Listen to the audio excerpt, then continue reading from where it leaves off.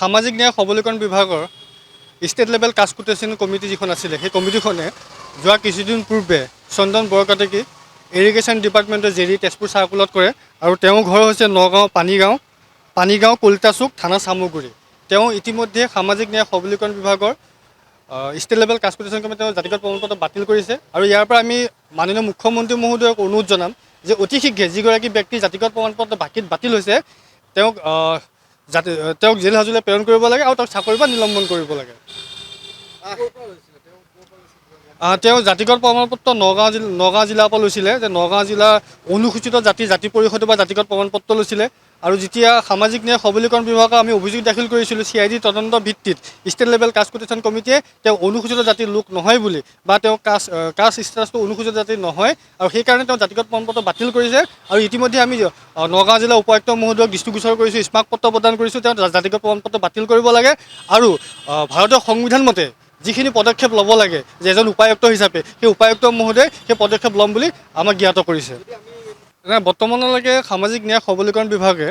আগত অকণমান শ্ল' হৈ আছিলে, কিন্তু আমাৰ যেতিয়া লাষ্ট আলোচনা হৈছিলে অসম চৰকাৰৰ লগত অনুসূচিত জাতি ঐক্য মঞ্চ, তাৰ পিছৰে পৰাই তদন্তসমূহ দ্ৰুতগতিৰে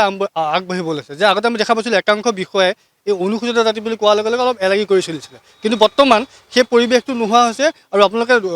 গমো পাইছে যে অতি শীঘ্ৰে তদন্তসমূহ হৈ আছে আৰু জাতিগত প্ৰমাণপত্ৰ বাতিল হৈ আছে। কিন্তু এচাম বিষয়া আছে যিসকলে অনুসূচিত জাতিৰ জাতিগত প্ৰমাণপত্ৰ লৈ চাকৰি চাৰ্টিফিকেট বাতিল হোৱাৰ পিছতো কিছু দেখিব পাইছোঁ বিষয়া আমোলাই সেইসমূহ গাপ দি ৰাখিবলৈ চেষ্টা কৰে আৰু সেইকাৰণে আমি সুপ্ৰিম কোৰ্টৰ 1994 মাধুৰী পেটলৰ যিটো ভাৰ্ডিক আছে সেই ভাৰ্ডিকৰ আধাৰত যে তেওঁলোকে জাতিগত প্ৰমাণপত্ৰ বাতিল হোৱাৰ পিছত তেওঁলোকক গ্ৰেপ্তাৰ কৰিব লাগে, তেওঁ চাকৰিৰ পৰা নিলম্বন কৰিব লাগে, বৰ্খাস্ত কৰিব লাগে। সেইকাৰণে আমি গুৱাহাটী উচ্চতম ন্যায়ালয়তো আমি গোচৰ হৈ গৈছোঁ আৰু যদি আমি চাবলৈ যাওঁ যে নলবাৰী কলেজৰ ডক্টৰ বন্দনা দাস অসমীয়া বিভাগৰ তেওঁৰ ওপৰতো আমি গুৱাহাটী হাইকোৰ্টত আমি গোচৰ ৰুজু কৰিছোঁ। অতি শীঘ্ৰে তেওঁ এই গোচৰত আমাৰ পক্ষে ৰায় হ'ব আৰু তেওঁ জেল হাজোলৈ যাব। মানে আমি হাজাৰতকৈ অধিক লোকৰ ওপৰত অভিযোগ দাখিল কৰিছিলোঁ, তাৰে 200তকৈ অধিক লোকৰ জাতিগত প্ৰমাণপত্ৰ বৰ্তমান বাতিল হৈছে আৰু বহুত লোকৰ অলপ তদন্তৰ প্ৰক্ৰিয়াৰ মাজত চলি আছে যে যিটো অসম চৰকাৰে যিটো পদক্ষেপ ল'ব লাগিছে সেই পদক্ষেপটো লোৱা নাই। কিন্তু যেতিয়া লাষ্ট আমাৰ আলোচনা হৈছিলে সেই আলোচনাৰ মৰ্মে তেওঁলোকে সেইখিনি পদক্ষেপ ল'ম বুলি কৈছে আৰু যে আমি জানো যে যেতিয়া ষ্টেট লেভেল কাষ্ট কোটেশ্যন কমিটিয়ে জাতিগত প্ৰমাণপত্ৰ বাতিল কৰে তেওঁলোকে নিজকে অনুসূচিত জাতিৰ লোক নহয় বুলি গম পাইছে বা জাতিগত প্ৰমাণপত্ৰ বাতিল হৈছে, তাৰ পিছত তেওঁলোকে গুৱাহাটী উচ্চতম ন্যায়ালয়ত গৈ তেওঁলোকে ষ্টে অৰ্ডাৰ কৰে আৰু আমি সেই ডাটাখিনি ইতিমধ্যে আমি পাইছোঁ। যি চৰকাৰী অধিবক্তা আছে সেই অধিবক্তাৰ লগতো আমি আলোচনা কৰিছোঁ। আমি নিজৰববীয়াকৈও এডভকেট নিয়োগ কৰি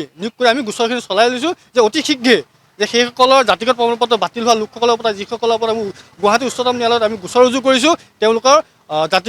জেল হাজোলৈ যোৱাটো খাটাং আৰু তেওঁলোকৰ চাকৰিৰ পৰা নিলম্বন হোৱাটো 100% খাটাং হৈ আছে। যিকোনো খবৰৰ বাবে যোগাযোগ কৰক